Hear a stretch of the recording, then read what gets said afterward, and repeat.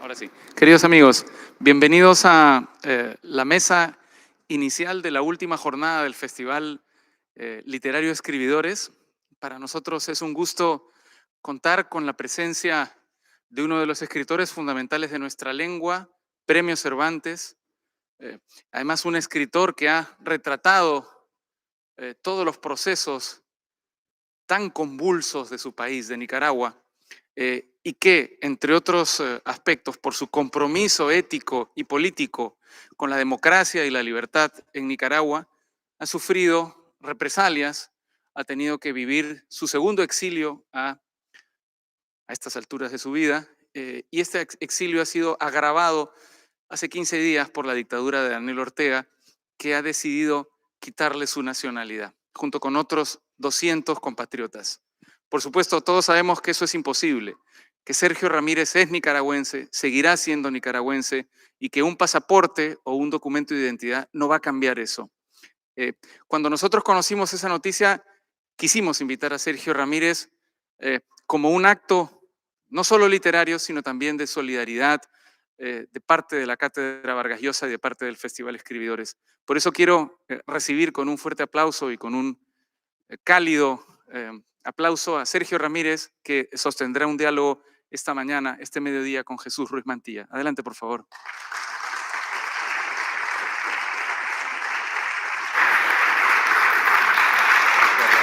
Muchas gracias. Gracias. Gracias. Muchas gracias.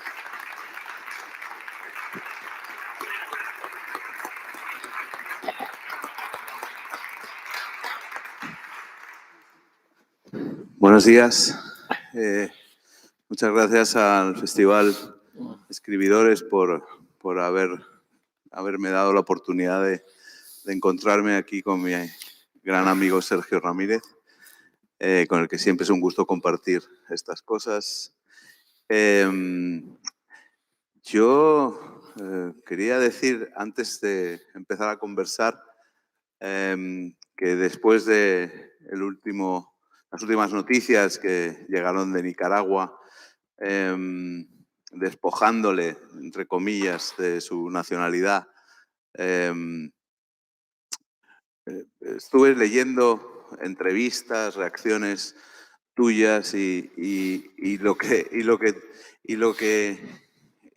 saqué de ahí es una enorme esperanza, la esperanza de quien lleva la razón, quien lleva el sentido común encima, con esa seguridad que muchas veces en nosotros tiembla en mundos en los que prima la incertidumbre, la seguridad de saber que eso no puede pasar tanto tiempo y que caerá, ¿no? Entonces, es admirable que en esas situaciones se mantenga la calma, la distancia, y que es precisamente por esa seguridad de tener la razón de su parte. Simplemente quería empezar nuestra conversación con eso. Sergio, te veo tan fuerte, te veo tan de una pieza, tan seguro de que la razón está de tu parte, que no necesitamos que obviamente nosotros te acompañemos en eso. Pero allá habrá algún momento en el que también dirás, ¿a qué viene esto, no? Bueno, muchas gracias, Jesús. Yo creo que en la vida cada acto tiene una consecuencia, ¿no?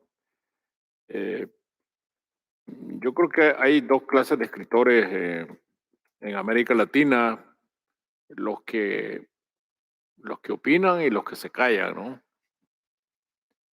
Eh, yo siempre he pensado que se puede ser un muy buen escritor callado.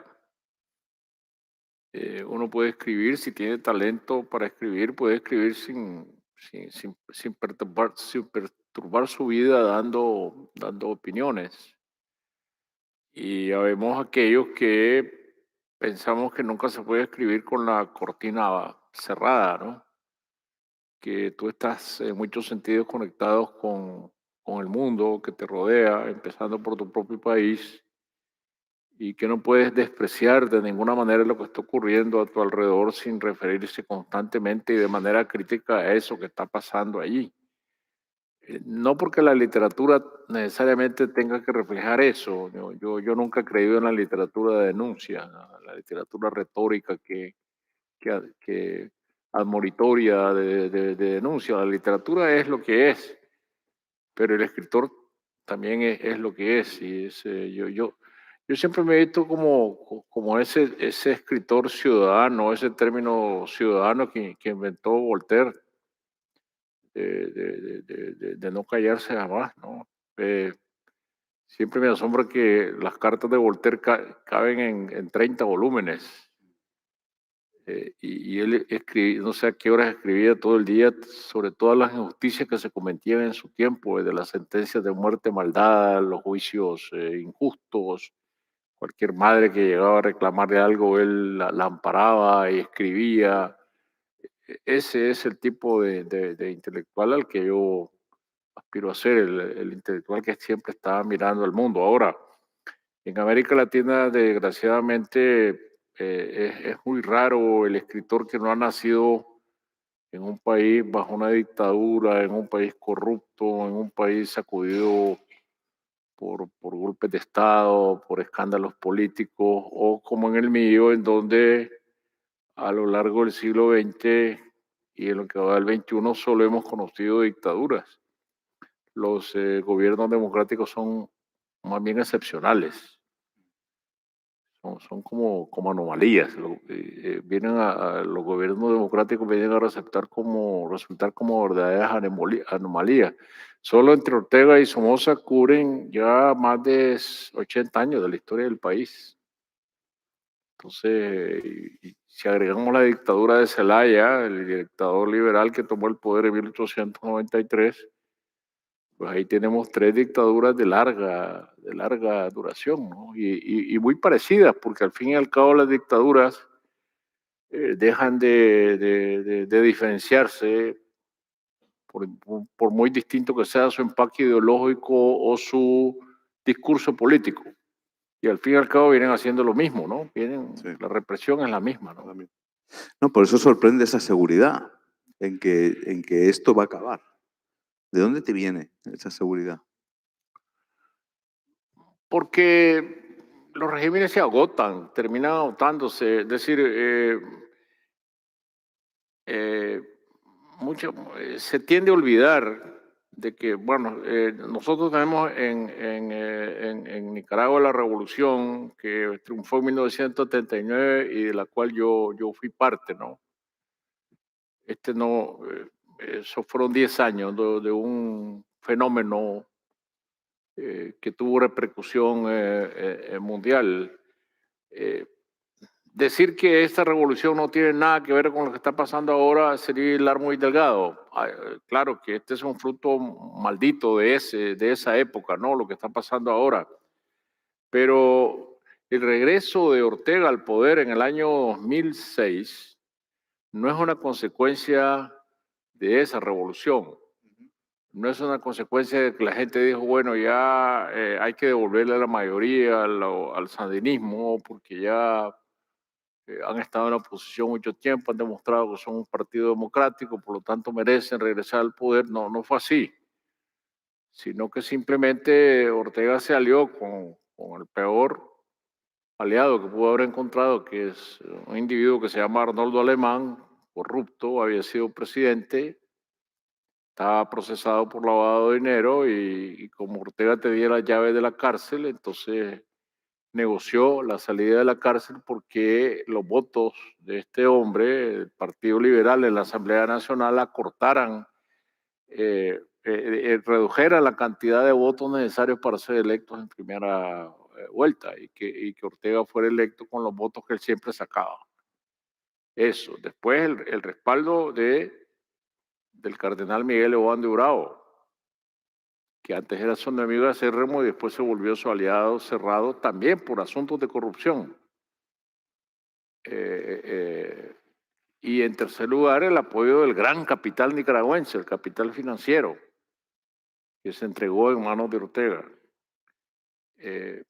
Entonces, a base de estos tres elementos, Ortega regresa al poder, no por la vieja revolución. La vieja revolución nada tiene que ver con eso, ¿no? Es un fenómeno estrictamente de un salto, una maroma ideológica, ¿no? Un salto. Sí, y aparte que es tremendamente paradójico todo, ¿no? Claro, porque Ortega lo que hace es sale en las fotografías comulgando, el cardenal Ortega dándole la comunión en la catedral.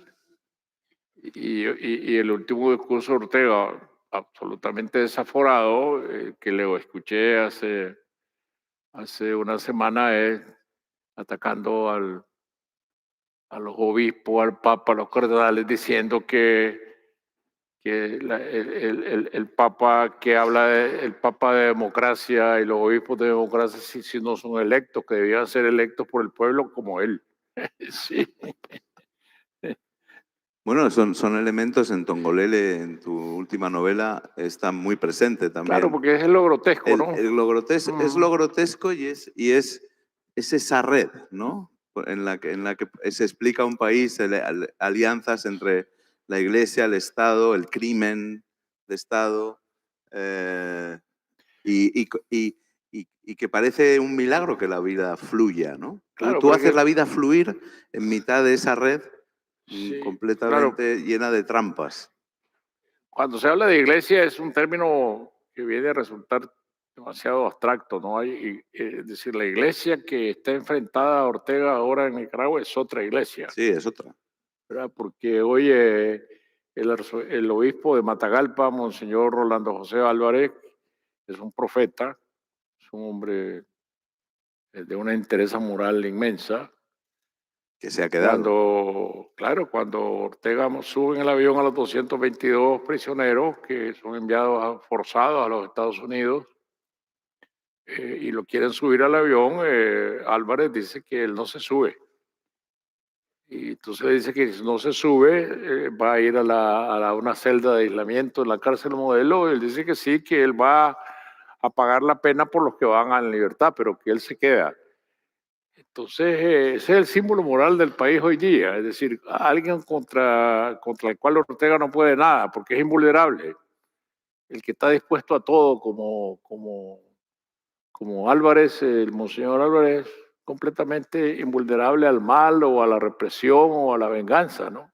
Bueno, eso es un signo de desesperación de Ortega, porque se ve venir desde este verano, que cuando empezó todo el acoso a Monseñor. Yo lo veo ya como un símbolo de desesperación, no como un signo de desesperación muy palpable, ¿no? Es que son signos de debilidad porque todos estos consensos o todos estos respaldos de que te hablaba que Ortega tenía antes, la iglesia, el gran capital, los ha perdido todos. Entre los prisioneros que fueron desembarcados forzadamente en los Estados Unidos estaba el presidente del Consejo Superior de la Empresa Privada que representa a los empresarios, pasó más de casi 2 años preso, ¿no? Entonces, un obispo exiliado en Miami, el otro obispo preso, más de 17 curas en el exilio. Entonces, un régimen que ha perdido los consensos mínimos y solamente se basa en la represión, pues tiene los días contados. Yo no te puedo decir cuántos son esos días, pero están contados, están numerados. Pero dices que lo verás. Sí, claro, sin duda alguna. Apenas yo tengo 80 años, ¿no? Pero lo verás. Este es un mensaje importante que yo si fuera Ortega me echaría un poquito a temblar. Con esa seguridad con la que lo dices, insisto, es muy admirable.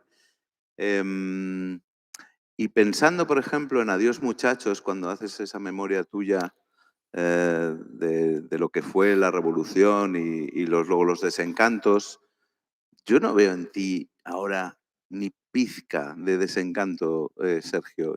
Insisto, sigo viendo la fortaleza del idealista que tiene el ideal, además del sentido común y de la razón a su parte. ¿No deberías escribir ahora un libro que fuese Bienvenidos, muchachos? Pues esa sería una segunda parte de mi memoria, ¿no? Pero a Es que han esta, pasado muchas cosas desde pues lo que pasa entonces, es que a esta altura del campeonato yo tengo que elegir entre si escribo mis memorias o reflexión política o escribo ficción. ¿Y en No, dónde estás ahora? yo tengo que seguir escribiendo. Yo estoy dedicado a escribir ficción, ¿no? Y lo que tome de esa realidad, pues va a ir a dar a la ficción. Pero memorialista, político, volver, tendría muchas cosas que contar todavía, pero es un asunto de escogencia, ¿no? Por mucho que escribas en el día, yo escribo pues con mucha disciplina todos los días, desde las 9 de la mañana hasta antes de la comida, y esa es la única manera de sacar adelante una tarea literaria, pero esas horas dedicarlas a la reflexión política o a la memoria política no es esa mi escogencia. Estés donde estés, escribes desde las 9 de la mañana casi, ¿o qué? Cuando estoy establecido en cuando algún estás lugar, establecido. ahora ya estoy establecido en Madrid desde hace tiempo, tengo mi estudio pequeñito, no como el de Nicaragua, pero sí, puedo encerrarme ahí en esas cuatro paredes y escribir. Se necesitan cuatro paredes para escribir, ¿no? Sí, y una cabeza y Yo no, unas manos. sí, yo la verdad que yo no entiendo cómo las historias de Sartre que escribía en los cafés. Yo no sé cómo se puede escribir en un café, ¿no? Bueno, o poetas que también escribían en los Bueno, yo cafés. creo que la poesía sí, en una libreta se pueden anotar 5 o 6 líneas. Yo creo que la inspiración existe para la poesía, pero no para la prosa. Para la prosa la inspiración hay que administrarla, ¿no? Ajá. ¿Y cómo la administras tú, Sergio? Bueno, pues escribiendo, encerrándome a escribir, y si un día no imagino nada, me pongo a corregir y corrigiendo encuentro las claves de la imaginación. El asunto es no salirse del encierro. Salirse del encierro es lo peligroso porque las tentaciones están a la vuelta de la esquina. No, ya no se necesita irse al bar a tomar una copa con unos amigos, sino que solo enciendes el televisor y te puedes quedar toda la mañana perdido en una serie, ¿no? Lo dices lo de corregir. Fíjate que yo he descubierto el placer de corregir hace poco. He corregido siempre, pero siempre parecía como... Y ahora estoy deseando que llegue el momento de corregir. Siempre estoy deseando que llegue el momento de corregir. No sé por qué. ¿Será porque...? Pero es que corregir es escribir también, No, ¿no? claro, es escribir. Es una fase de la escritura. Yo digo siempre que la escritura es pensamiento, redacción, que es lo que otros confunden con escritura, y corrección. Si no, Mm, son tres Vamos a ver, la fases, ¿no? escritura en la que tú tienes una idea imaginativa y la calzas sobre el papel tal como te apareció en la cabeza, eso no existe. Eso es el milagro, ¿no? Es milagro, sí. Sí, pero entonces ajustar las palabras a lo que has imaginado y luego la corrección de las traiciones que tiene el idioma. El idioma español es un idioma muy complejo, ¿no? Mm, Muy, las cacofonías son aterrorizantes, ¿no? mm. Porque tú vas enlazando frases con la palabra que y ese quequeo es terrible, ¿no? El quequeo, el quequeo. Sí, el quequeo es terrible, o las rimas involuntarias, o las palabras que terminan en on, que se repiten, ¿no? Mm, Todo ese trabajo es de pura carpintería mm. y la gente lee fácil porque escribir resultó difícil escribir. Sí, hay una música asonante, que es cuando está, que está completamente en la corrección, que tienes que verla, que tienes que volverla de alguna manera armónica, ¿no? Bueno, es que la prosa tiene un ritmo y tiene también una melodía, ¿no? Uno escribe como un músico. Mm, Tiene que dar los golpes, ¿no? Del ritmo para saber si la frase está sonando o no está sonando, ¿no? Eh, yo vengo de una familia de músicos, ajá, de músicos de pueblo, músicos pobres, nunca ha habido un músico rico, ¿no? Mi abuelo era violinista y maestro de capilla del templo parroquial y compositor de valses y también de misas. Componía dos cosas, misas de gloria y misas de requiem, y componía también valses, foxtrots. Y él formó su orquesta con mis tíos. ujú. Cada uno, a medida que iba creciendo, le entregaba un instrumento. A mi padre le entregaron el contrabajo y se negó. Fue el único de esos hermanos que no fue músico. Pero recuerdo que cuando yo tenía 10 años, 12 años, mi padre puso a mi tío, que era violinista, mi tío Alberto Ramírez, a que me enseñara solfeo. Y esa es la cosa más terrible que puede haber, ¿no? Las lecciones de solfeo a las 2 de la tarde, después del almuerzo, ¿no? Sí. Y entonces se exasperaba y un día llegó donde mi padre le dijo, este niño es sordo. Entonces me declaró sordo y eso me libró del solfeo. Pero realmente no hay un escritor que pueda ser sordo, ¿no? Un escritor tiene que tener oído. Oído. Yo oído reproductivo lo tengo muy malo porque si me pongo a cantar, canto un solo tono.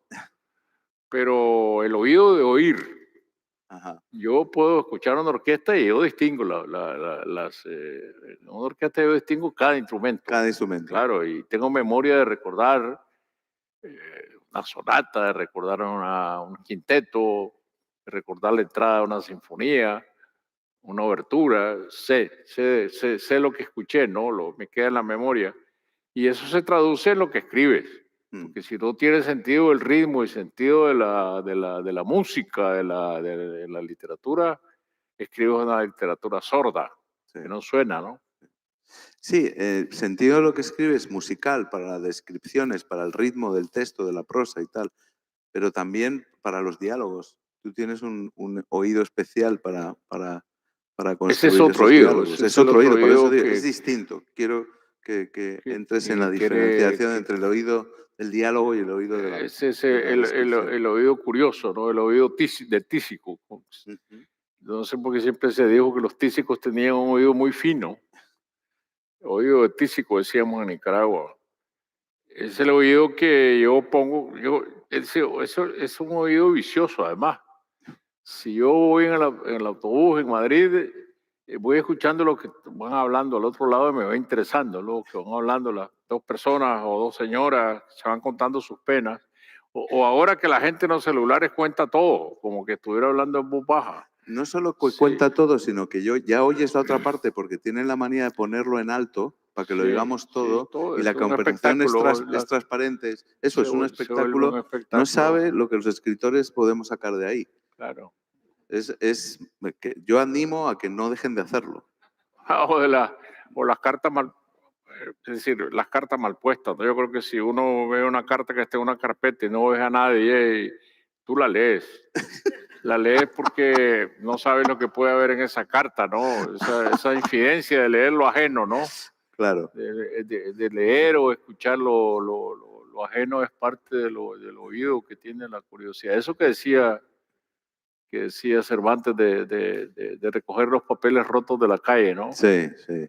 Sí, en cualquier cosa vas a encontrar algo, un papel roto, en una carta mal puesta, en una conversación al lado, en el restaurante. Puedes encontrar una historia. Lo importante es no dejar de oír y además al oír el lenguaje oral también te vas haciendo cargo del ritmo de la escritura, ¿no? De cómo habla la gente, ¿no? La oralidad. Bueno, de ahí viene todo, ¿no? Sí, el diálogo, El sí, diálogo. Las dos personas conversan y se abre el mundo.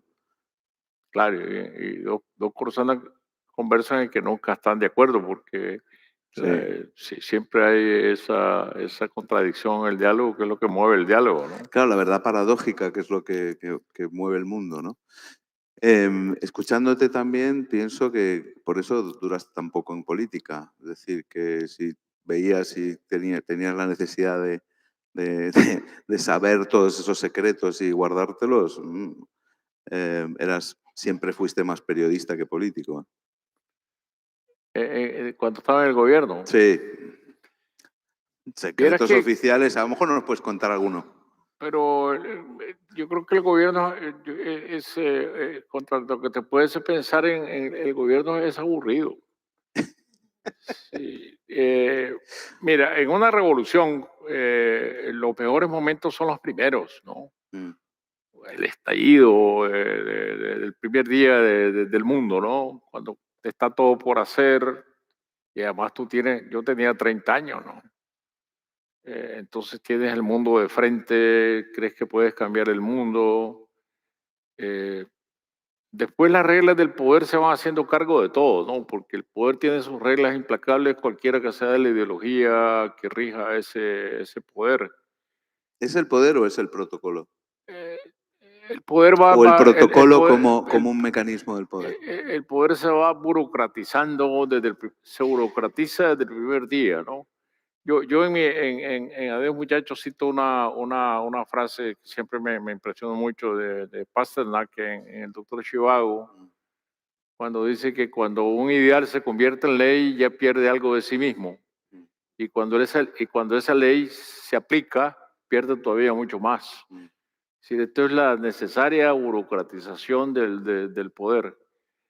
Y yo recuerdo que en los primeros días en el gobierno, después del triunfo de la revolución, yo pasé como 3 o 4 semanas reunido con los alcaldes de todos los pueblos del país que llegaban a la casa de gobierno a exponer sus ideas, los alcaldes recién improvisados, los alcaldes que la misma gente había nombrado en asambleas, improvisados, y llegaban con listas de deseos, con listas de lo que querían hacer por sus comunidades, a exponer los problemas. Y yo me pasaba oyendo, yo aprendí muchísimo oyendo a esta gente, venía de lo profundo de Nicaragua, pero al año eso se había terminado, al año lo que recibía eran informes burocráticos, redactados por otras personas que no conocías, Por intermediarios. intermediarios, es decir, la intermediación que tiene el poder, que te aleja de la gente necesariamente. Y, y, y nada, pues entonces los papeles sustituyen a la gente, ¿no? Ya.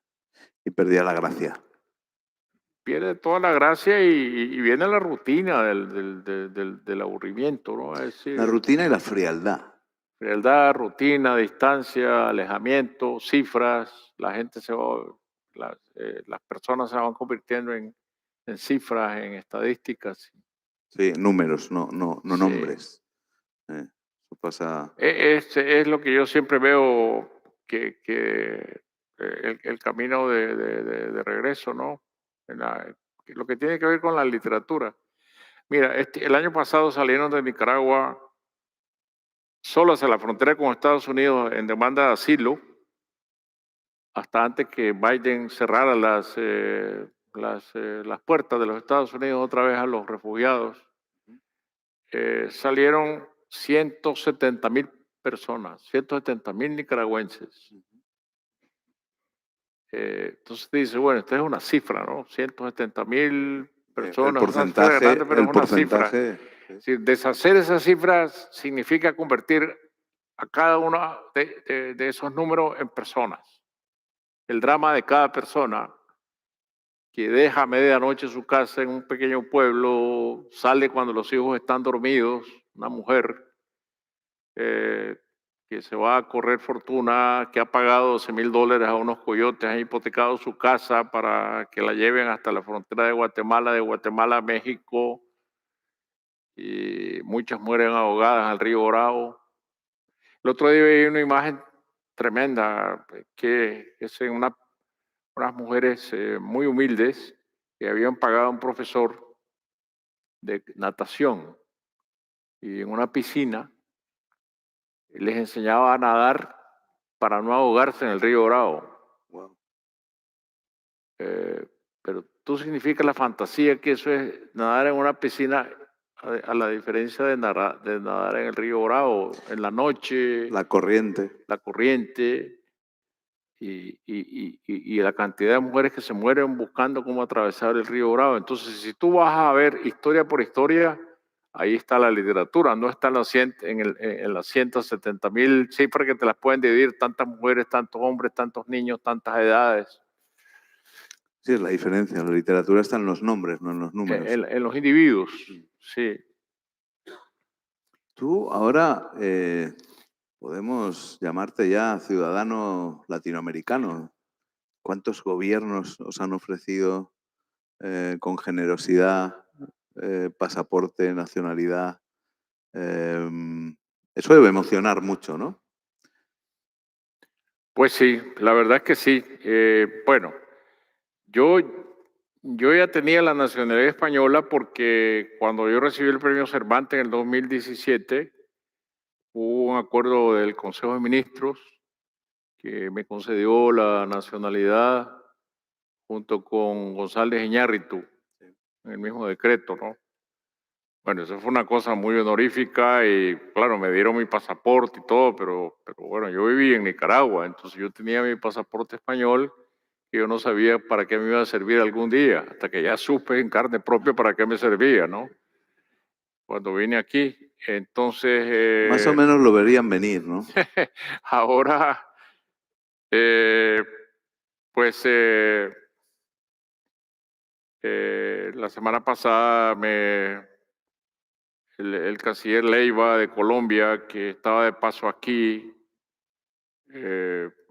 a través del presidente Santos, me dijo que quería hablar conmigo. Yo fui a reunirme con él al Hotel Wellington una hora antes de la recepción, en honor de Mario Vargas Llosa. Así que no pasé más que de una habitación a otra, de un cuarto a otro del hotel. Me reuní con él y él me dijo que quería, en nombre del presidente Petro, comunicarme que Colombia quería darme la ciudadanía. Siempre esto para mí es una cosa muy honorífica, porque yo no me estoy yendo a vivir a Colombia. Yo voy a seguir viviendo en España, pero entonces yo le dije que sí, que claro. ¿Cómo le va? Tú no puedes decirle, no, mire, yo no me interesa, yo ya tengo la ciudadanía española. No, claro que sí. Y entonces, luego yo recibí una llamada del presidente Lasso de Ecuador, diciéndome que él había decidido darme la ciudadanía y que quería entregármela personalmente en Quito y darme además una condecoración que fuera allá. Y pues también le dije que sí, ¿no? Tú te dejas querer. Yo creo que ya no ningún otro me va a llamar porque ya tengo dos. Dos, la de Ecuador y la de Colombia, pero es curioso este fenómeno porque los primeros gobiernos que se han alzado contra el despotismo de Ortega en esto de arrebatarle la ciudadanía, de arrebatarnos la ciudadanía, han sido los gobiernos que se supone estarían identificados con él. Petro de Colombia, López Obrador de México, Boric, que siempre ha tenido una posición muy clara porque... Bueno, desde el principio. Boric Nosotros han tardado un poquito más. Que la violación de los derechos humanos y los abusos contra la libertad, el viejo vicio de la izquierda en América Latina es achacárselo solo a la derecha. Sí. Y que no se puede matricular la violación a los derechos humanos por colores ideológicos. Ha sido una posición muy clara y él ha reiterado, pero Colombia, después de estas cosas, de mi reunión con Leiva, pues, bueno, es una cosa individual, un honor que me está dando a mí como uno, que estoy entre los 300 que han sido despojados de su ciudadanía. Él en el comunicado fue más lejos porque dijo que la extendía a todos los nicaragüenses. pero además ha dicho que hay que llevar a Ortega ante la Corte Penal Internacional. Eso no Bueno, lo ha se dicho anima. nadie. ¿Ah? Ya, claro, Eso no lo ha dicho ni Boric. ya. Sí, pues, bueno, ¿quién es Leiva? Leiva es un jurista que es el canciller de Petro, pero además Leiva es un jurista que pasó 2 o 3 años en Guatemala juzgando ladrones corruptos, porque en Guatemala se creó un mecanismo muy particular que a través de un convenio aceptado por el Congreso de Guatemala con las Naciones Unidas, de que una fiscalía independiente internacional iba a juzgar los casos de corrupción pública. Eso es inédito.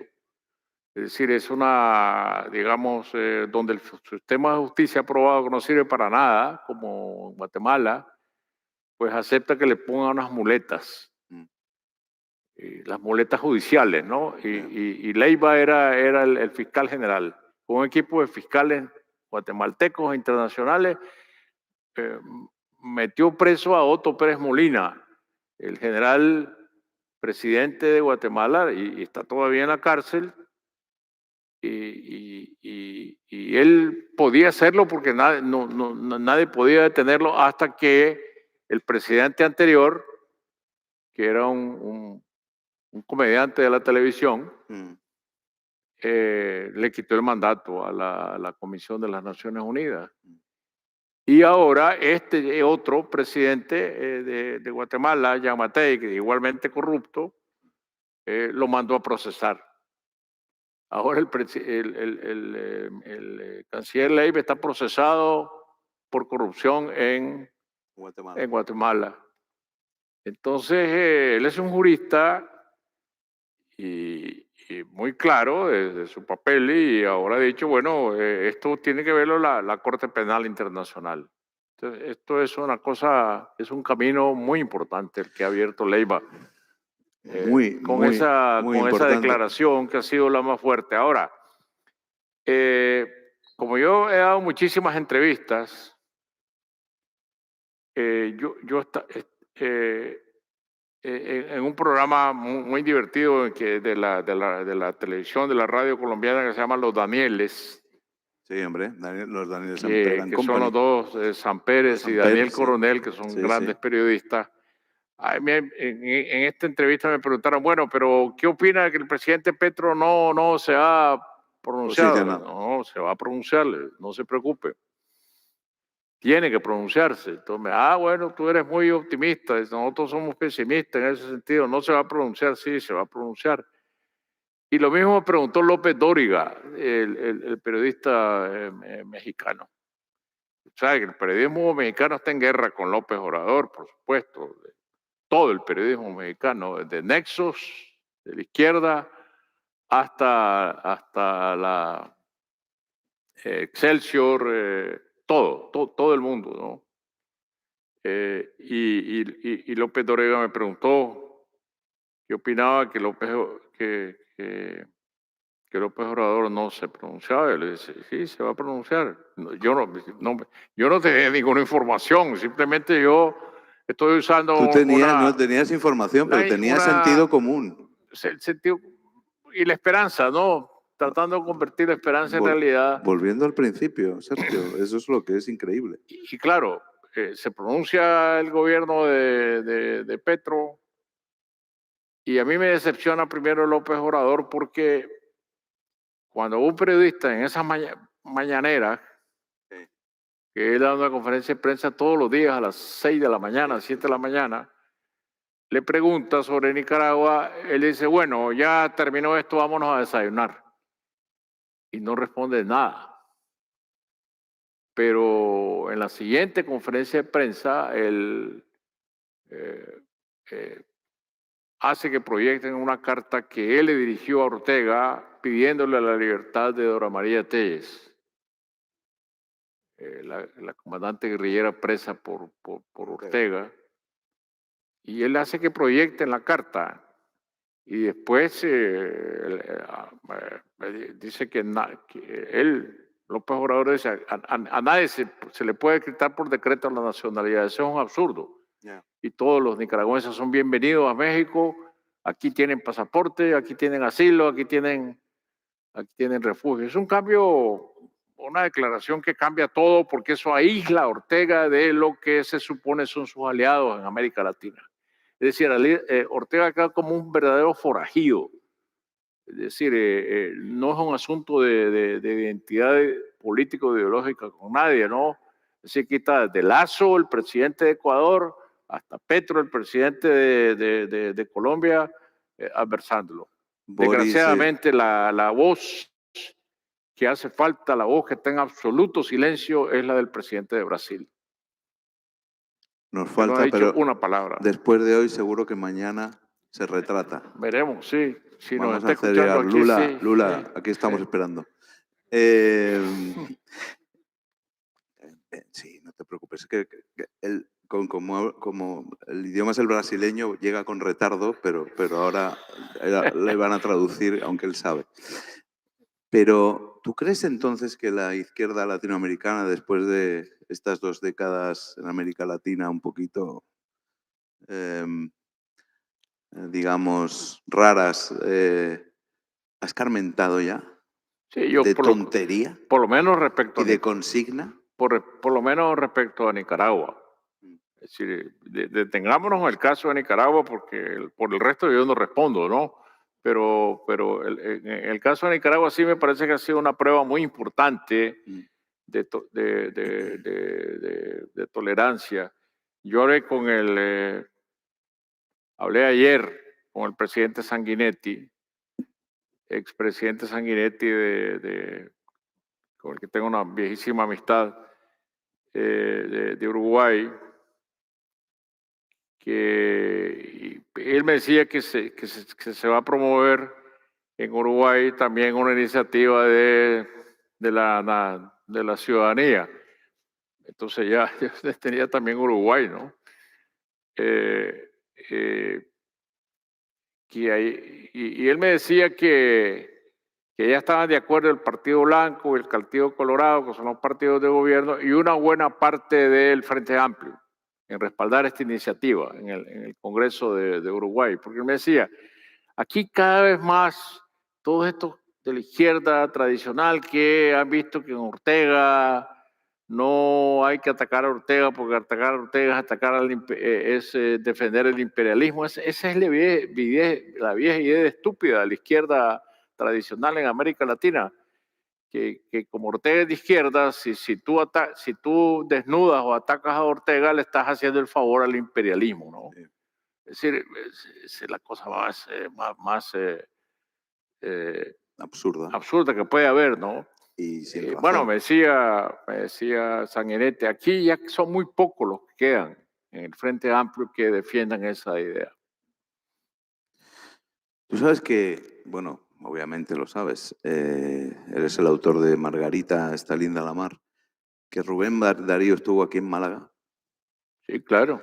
Y que escribió un poema que se llamaba Pax, fantástico. Tiene un monumento ahí Tiene un monumento ahí que dice el poema: oh pueblos hermanos, juntaos en la esperanza, en el trabajo y en la paz. Sí, las crónicas de Darío sobre Málaga son una belleza. Están en un libro que se llama Por Tierras Solares. Por Tierras Solares. Porque él... dice que en Málaga hay ambiente para el amor. Ambiente para el amor. Él estuvo aquí para la Navidad. Y él hace unas descripciones de Málaga en la Navidad que son maravillosas, ¿no? Y de la dulcería y de la cocina de Málaga también. Eso de la calle Larios llena de pastelerías, muy hermosa, y de dulces. Sí. Tú leíste ese, era viajero, era... Por Tierras Solares son todas sus crónicas sobre Andalucía. Y lo juntó en un volumen con otro parte que se llama Por Tierras de Bruma. Sí. Porque es la parte que él hace, el viaje que hace hacia Europa del Norte, la visita a Berlín, la visita a Viena, la visita a Budapest. Entonces el contraste es muy hermoso entre lo que son para él las tierras de bruma y lo que son las tierras solares. Y en Málaga recuerdo que él dice que se iba todas las mañanas a la costa a ver sacar el copo Ujú. a los pescadores. Mm. Sí, y él comía sardinas asadas en la costa con los pescadores. Sabía vivir y sabía contar. Bueno, no sabía vivir también porque se murió a los 49 años de cirrosis, sí. Exacto, sabía vivir a Sí, tope, pero y sabía ver vivir bien también, sí. observaba el placer, ¿no? O sea, Bueno, el placer, sí. Él e- dice en esa una crónica, luminosidad. Darío a veces conmueve por la gran inocencia que tiene, la gran sinceridad, la inocencia. Eh, Cuando él regresa a Managua a morir, regresa a Nicaragua a morir, es curioso porque él no iba para Nicaragua, él quería volver a Argentina, Ujú. porque él sentía que donde debería regresar a Argentina, pero ya no le dio el aliento ni el dinero para regresar hasta Buenos Aires.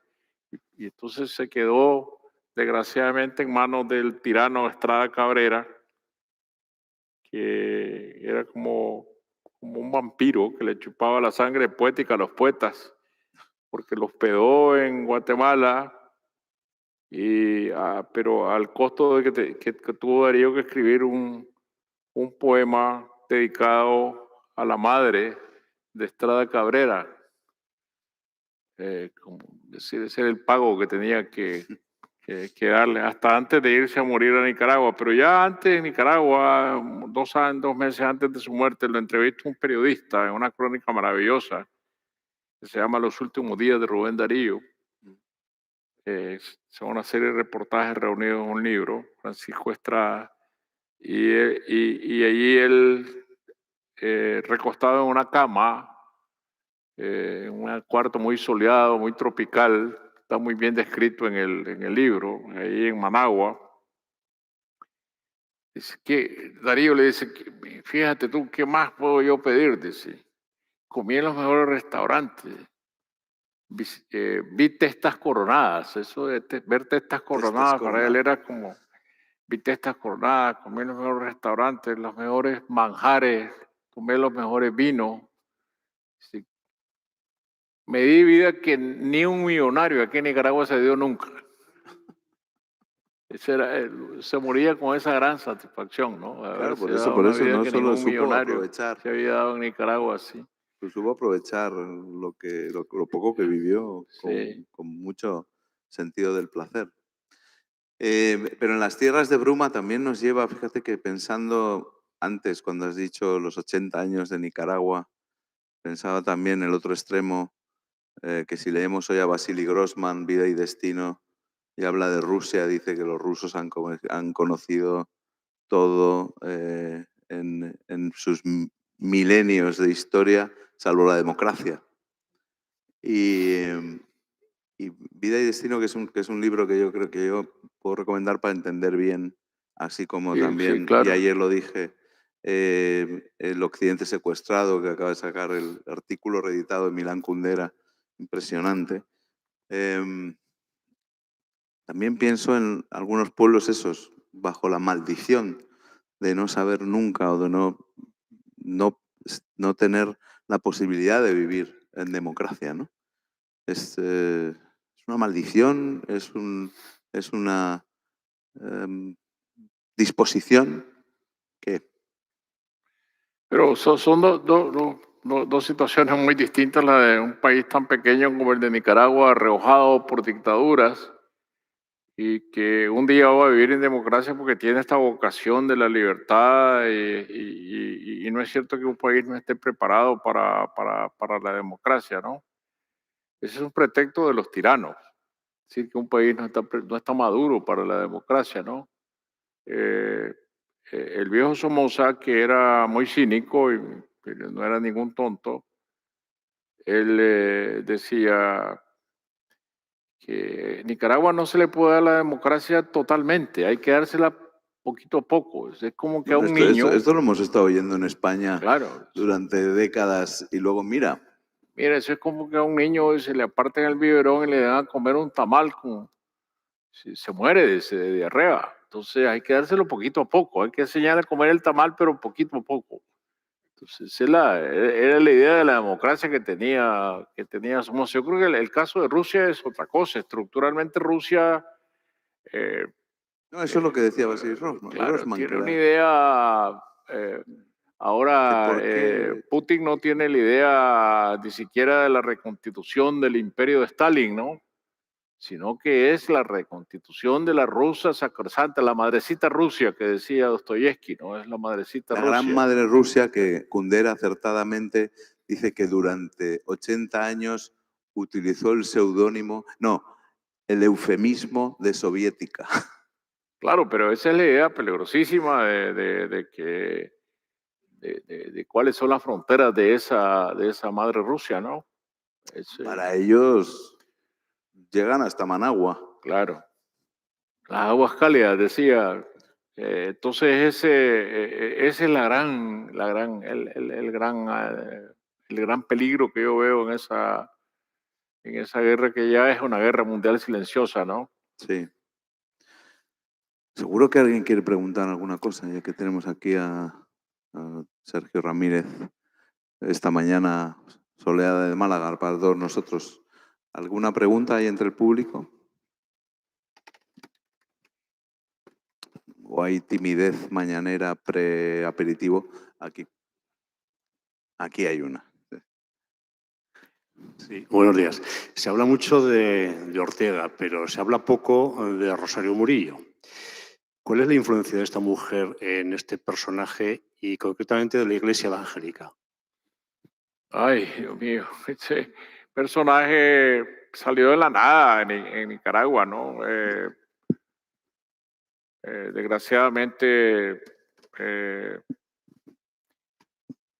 es nuestra Lady Macbeth tropical, ¿no? ¿Cómo que se llamaba esta novela rusa que se llama Lady Macbeth de Mensk, Mensk? de Sostakovich. Shostakovich hizo una ópera sobre esta novela, Sobre que es esta una gran sí, novela, sí, sí. perdón. Sí, Shostakovich, que no le gustó a Stalin esta novela. No, nada. Sí. La ópera tampoco. Y acabó con Shostakovich por el odio que le tomó esta novela. Él mismo fue a escribir un editorial al Pravda contra la novela, sí, contra la ópera. Esta mujer ha tenido la virtud de convertir el marxismo en Nicaragua en un marxismo esotérico,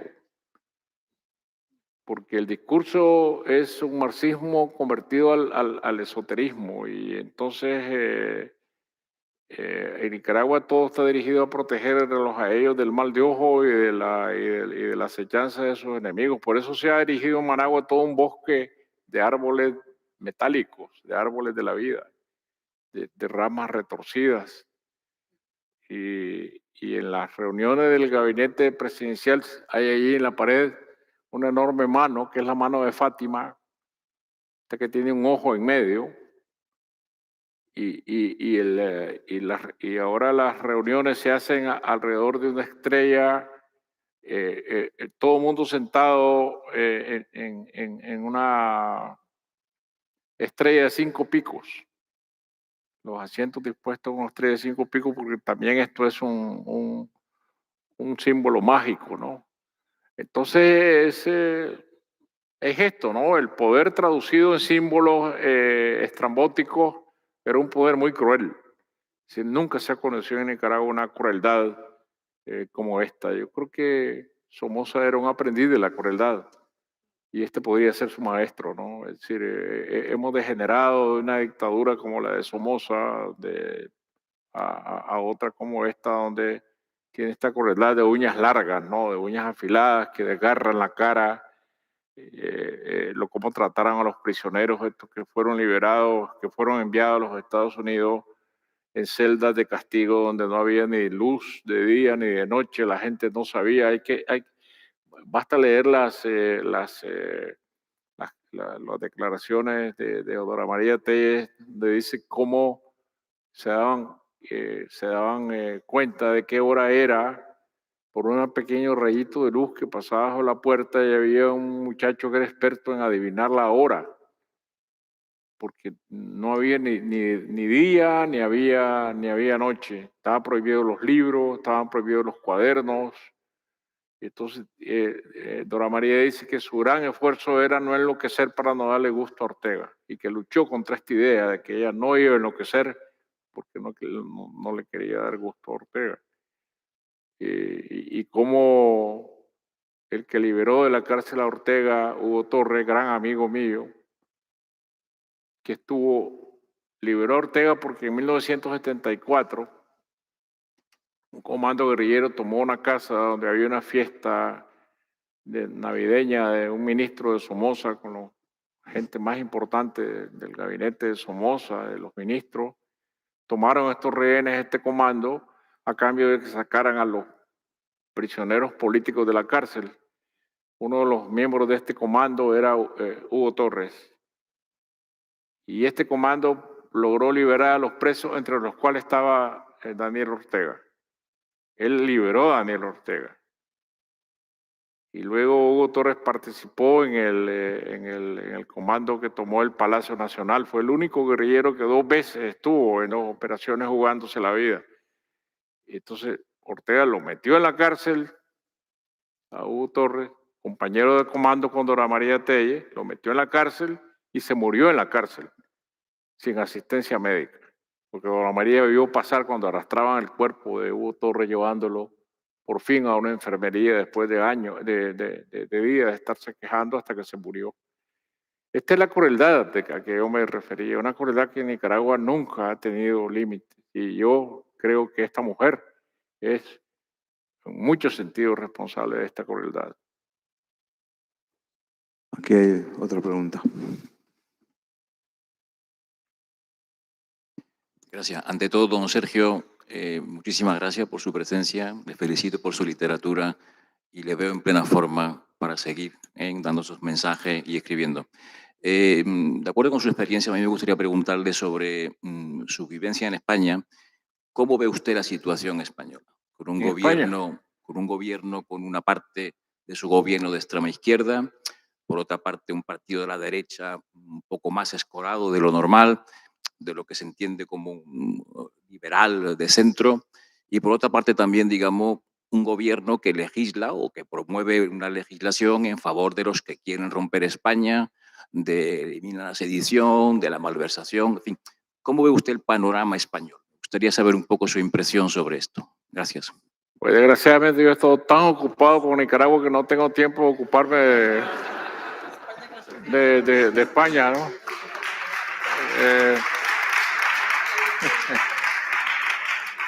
Eso sí que yo siento una gran tranquilidad política de vivir en un país en donde el debate es tan libre, donde se puede decir cualquier cosa. Eso me suena extraño a alguien que viene de Nicaragua, que aquí uno no tiene por qué temer por sus opiniones. En Nicaragua cualquier opinión te puede llevar a la cárcel. Y aquí todo el mundo dice lo que quiere, se expresa de la manera que quiere, pero pasan por mi vista los debates parlamentarios que son aquí muy encendidos, muy duros. Pero yo digo, esta es la democracia. En marzo habrá elecciones, habrá otras quizá en noviembre, en diciembre. La gente decidirá qué es lo que quiere, quién quiere que gobierne, quién quiere que gobierne en la Comunidad de Madrid, quién quiere que gobierne, que sea alcalde, quién quiere que sea parlamentario, después que los parlamentarios elijan al presidente y seguiremos adelante. Y yo, como tengo ya mi cédula de identidad, pues tendré la dicha de ir a ver cómo es eso de votar.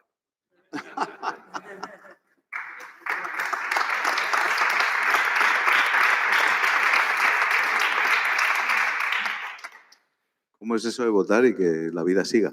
Sí, como eso de acercarse a una urna y decir, estoy en esta lista y búsquenme, aquí vengo a poner mi voto, ¿no? Es un ejercicio para mí. Es bonito. ¿Ah? Es bonito. Sí, ese es como decía Rubén Darío, me di vida de millonario. Eso es darme vida de millonario aquí, ¿no? Seguro que hay más preguntas.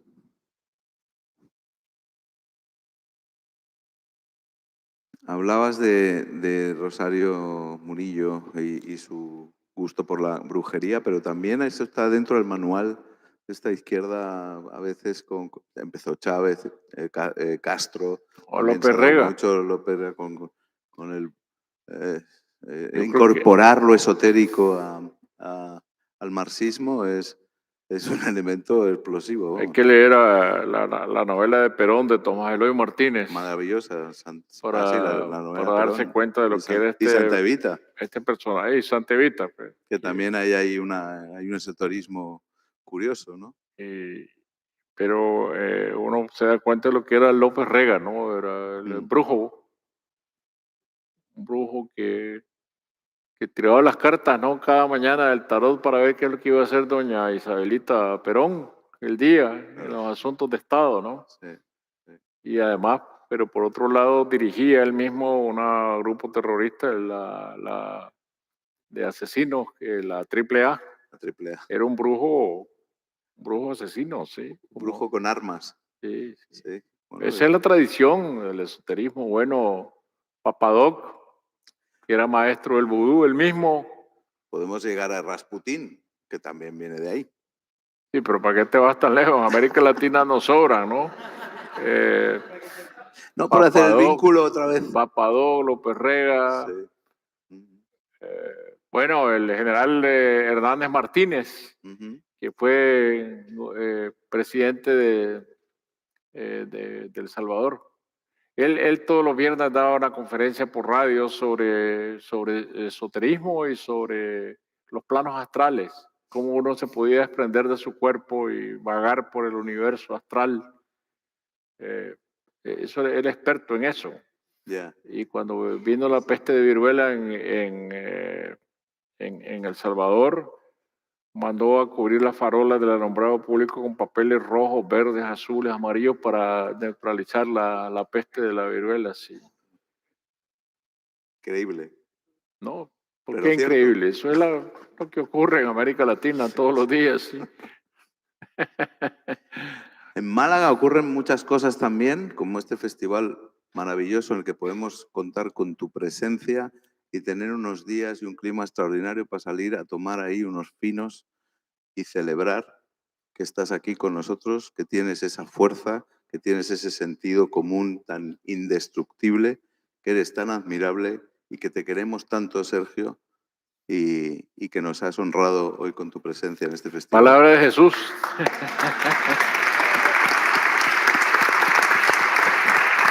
Muchas gracias.